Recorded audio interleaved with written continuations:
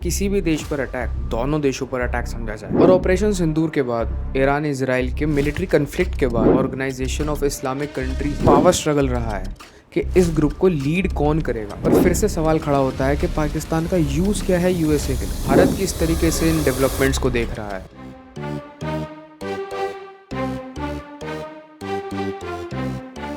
पाकिस्तान और Saudi Arabia के बीच में हाल ही में एक म्यूचुअल डिफेंस एग्रीमेंट साइन हुआ है, जिसके अंदर कहा गया है किसी भी देश पर अटैक दोनों देशों पर अटैक समझा जाए और इस एग्रीमेंट को बाकी गल्फ कंट्रीज भी ज्वाइन कर सकती हैं। क्या बात है यार, ये अलग तरीका भीख मांगने का। पाकिस्तान खुद को एक मसीहा की तरह प्रोजेक्ट करना चाहता है, इस्लामिक उम्मा के लिए एक सेवियर जो मिडल ईस्टर्न कंट्रीज और साउथ एशियन कंट्रीज को नेट सिक्योरिटी प्रोवाइड करेगा। मतलब कुछ भी। और इस चीज़ से सबसे ज़्यादा फर्क पड़ेगा भारत और सऊदी अरेबिया के रिलेशनशिप को, क्योंकि पिछले कुछ सालों में अरब कंट्रीज और भारत के जो रिलेशंस हैं वो बहुत ज़्यादा इंप्रूव हुए हैं। और इसका सबसे बड़ा एग्जाम्पल है सऊदी अरेबिया में बना हिंदू टेम्पल, जिसके इनॉग्रेशन में खुद पीएम मोदी गए थे। और ऑपरेशन सिंदूर के बाद ईरान इजराइल के मिलिट्री कन्फ्लिक्ट के बाद जो सिचुएशन ग्लोबली बन रही है, उस वजह से गल्फ कंट्रीज ना चाहते हुए भी भारत को सपोर्ट नहीं कर सकती। और ये जो डिफेंस अग्रीमेंट हुआ है सऊदी अरेबिया और पाकिस्तान के बीच में, इसकी वजह से पाकिस्तान को बहुत ज़्यादा फ़ायदा हो सकता है। ऑपरेशन सिंदूर के टाइम पे जो रिपोर्ट्स आ रही थी पाकिस्तान से कि उनके पास सैलरीज नहीं है अपने सोल्जर्स को देने के लिए, और इस अग्रीमेंट के ही बहाने पाकिस्तान सऊदी अरेबिया और मिडिल ईस्टर्न कंट्रीज़ के रिसोर्सेज को यूज़ कर सकता है। मतलब मांग अभी भी भीग ही रहे हैं,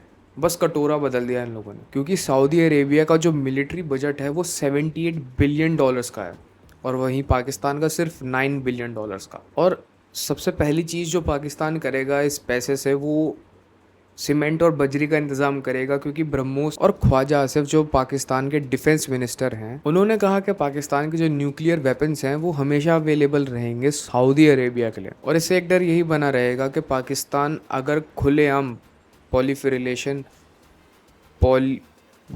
एनपीटी का उल्लंघन करता है, हालांकि पाकिस्तान ने एनपीटी जो है वो साइन नहीं करा है, बट स्टिल अगर इस तरीके से वेपन्स ऑफ मास डिस्ट्रक्शन को डिस्ट्रीब्यूट करता है पाकिस्तान, शेयर करता है दूसरी कंट्रीज़ के साथ, तो वो कहीं ना कहीं यार कान खड़े करता है बड़े प्लेयर्स के। क्वेश्चन तो ये आता है कि क्या ये जो अग्रीमेंट हो रहा है वो भारत को ध्यान में रखते हुए करा गया है। दरअसल उम्मा, जिसे OIC organisation of Islamic countries कहते हैं आम भाषा में, जिसके अंदर ग्लोबली 57 कंट्रीज आते हैं जो इस्लाम को फॉलो करते हैं। और सबसे बड़ी बात, OIC का जो गठन करा गया था वो इस्लाम को सेंटर में रखते हुए करा गया था, जिसके अंदर चाहे इस्लाम को फैलाने के लिए फंडिंग हो या फिर जिहाद के नाम पर प्रोपेगेंडा चलाना हो, सब कुछ इस ग्रुप के अंदर से ही मैनेज होता है। क्योंकि सऊदी अरेबिया जैसे रिच कंट्रीज OIC के मेंबर्स हैं, तो फंडिंग की कोई दिक्कत नहीं आती। और क्योंकि ग्लोबली आने वाले बहुत सारे देश मिडिल ईस्टर्न कंट्रीज से निकले क्रूड ऑयल पर डिपेंडेंट हैं अपनी एनर्जी सिक्योरिटी के लिए, तो कोई और देश इनके एक्शंस पे कोई सवाल नहीं उठाता। इस ग्रुप की स्टार्टिंग से ही बहुत सारे इश्यूज रहे हैं, एक पावर स्ट्रगल रहा है कि इस ग्रुप को लीड कौन करेगा। और सबसे बड़े डिफरेंसेस आते हैं शिया और सुन्नी मुस्लिम्स को लेकर। Majority of Arab countries, Pakistan, Turkey, ये कुछ ऐसे देश हैं जो सुन्नी ब्लॉक में आते हैं। और वहीं अगर हम शिया ब्लॉक की बात करें तो वहाँ पे ईरान अपने आप में एक बहुत बड़ा पावर बन के आता है। शिया और सुन्नी मुस्लिम्स के जो डिफरेंसेस हैं वो बहुत सालों से चलते हुए आ रहे हैं कि कौन सा सेक्शन ऑफ इस्लाम ज़्यादा प्रोमिनेंट है दुनिया के अंदर। वेस्टर्न कंट्रीज़ के सपोर्ट की वजह से आज अरब कंट्रीज़ जो मेजरली सुन्नी ब्लॉक है वो OIC को लीड करता है, जिसके अंदर सऊदी अरेबिया को प्रॉपर एक लीडर माना जाता है। और वहीं टर्की अपने ऑटोमन एम्पायर के पुराने एम्बिशंस को लेके थोड़ी बहुत कोशिश करता रहता है कि उसको अगला खलीफा समझा जाए। पर आज की डेट में जो पाकिस्तान और सऊदी अरेबिया के बीच में जो डेवलपमेंट्स हमें देखने को मिल रही हैं वो बहुत ज़्यादा इंटरेस्टिंग है। सऊदी अरेबिया के पास पैसा है और पाकिस्तान के पास मिलिट्री एक्सपीरियंस है ठुकाई का, पर पाकिस्तान की जो मिलिट्री है वो OIC कंट्रीज़ में सबसे ज़्यादा स्ट्रॉन्ग है। पाकिस्तान अकेला इस्लामिक कंट्री है जो न्यूक्लियर वेपन्स को होल्ड करके रखता है। देखिए, पाकिस्तान जो चाह रहा है वो इतना आसान नहीं है।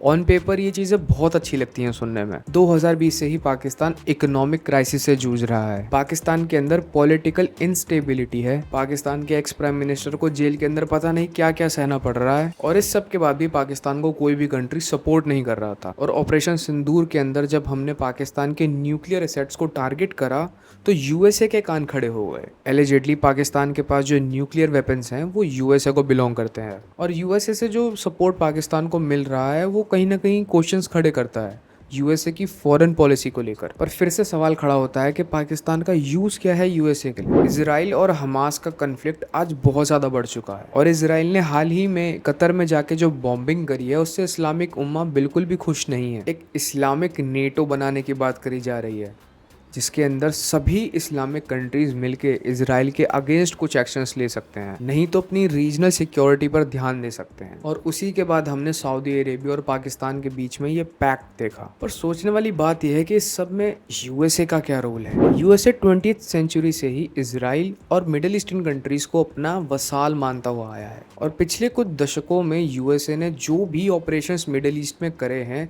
उस वजह से उसने अपनी डोमिनेंस बनाए रखी है पूरे रीजन के अंदर। और आज अगर इजराइल की वजह से ये डोमिनेंस थोड़ी सी भी खतरे में आती है तो वो यूएसए के इंटरेस्ट में नहीं आता, चाहे हम यूएई का ब्रिक्स के अंदर पार्टिसिपेशन देखें या फिर सऊदी अरेबिया का रिफ्यूज कर देना पेट्रो डॉलर की डील को लेकर। ये अपने आप में सिग्निफाई कर रहा था कि यूएसए का जो होल्ड है मिडिल ईस्टर्न कंट्रीज के अंदर वो कम होता जा रहा है। और इजराइल ईरान कन्फ्लिक्ट के बाद ये चीज मैनेज करनी और ज्यादा मुश्किल हो गई थी यूएसए के लिए। और इनडायरेक्टली पाकिस्तान का यूज़ करके यूएसए ये चीज़ बताना चाह रहा है सऊदी अरेबिया को कि आप परेशान मत हो, इजराइल आपके ऊपर अटैक नहीं करेगा, पाकिस्तान के न्यूक्लियर वेपन्स है ना।